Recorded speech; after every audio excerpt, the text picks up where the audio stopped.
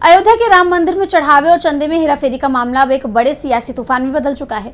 योगी सरकार की एसआईटी पर विपक्ष ने अविश्वास जताते हुए गंभीर सवाल उठाए हैं। कांग्रेस और सपा जहां हाई कोर्ट या सुप्रीम कोर्ट के जज से जांच और मौजूदा ट्रस्ट को भंग करने की मांग कर रहे हैं, वहीं पूर्व बीजेपी सांसद बृजभूषण शरण सिंह के तीखे बयानों ने इस विवाद में सरकार की मुश्किलें बढ़ा दी हैं।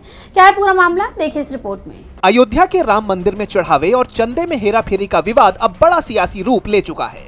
यूपी सरकार ने मामले की जांच के लिए 3 सदस्यीय एसआईटी जरूर बनाई है, लेकिन विपक्ष को इस जांच पर बिल्कुल भी भरोसा नहीं है। यूपी कांग्रेस के अध्यक्ष अजय राय ने एसआईटी के मुखिया पर ही गंभीर सवाल दाग दिए। उन्होंने साफ कहा, एसआईटी के प्रमुख विजय विश्वास पांड्या खुद विवादों में रह रहे हैं।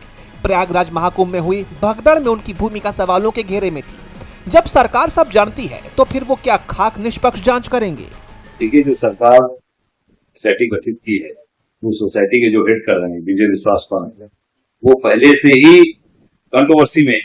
प्रयागराज में जो महाकुंभ में भगदड़ हुई थी, उसमें सबसे महत्वपूर्ण भूमिका इन्हीं की रही है। सारी चीजों को पूरी सरकार जान रही है, इस नाते इनको एसआईटी में हेड बना दिया गया। अब ये एसआईटी में कौन सी जांच करेंगे? कांग्रेस ने मांग की है कि एसआईटी के बजाय हाई कोर्ट के सिटिंग जज से इसकी जांच करवाई जाए।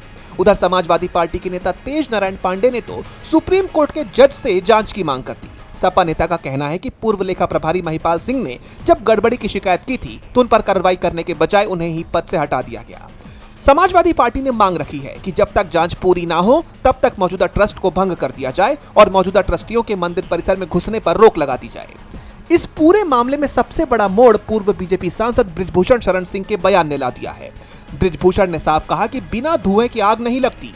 उनका कहना है कि अगर विनय कटियार जैसे दिग्गज सवाल उठा रहे हैं तो सरकार को इसे हल्के में नहीं लेना चाहिए।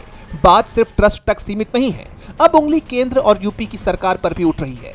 इसके साथ ही बृजभूषण ने अयोध्या में बीजेपी की करारी हार की भी पोल खोल दी। उन्होंने कहा, वहां आम लोगों की परेशानियों को लंबे समय तक नजरअंदाज किया गया। सुरक्षा और निर्माण के नाम पर रास्ते बंद कर दिए गए, परंपराएं टूटी, जिससे जनता नाराज हुई और पार्टी को नुकसान उठाना पड़ा।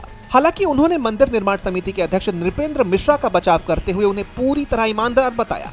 अब सवाल यह है कि करोड़ों की आस्था और चंदे से जुड़े इस विवाद की आंच आखिर कहां तक जाएगी? क्या सरकार विपक्ष और अपनों के इस तीखे सवालों का कोई ठोस जवाब दे पाएगी? ये तो देखना होगा। डीबी लाइव की रिपोर्ट।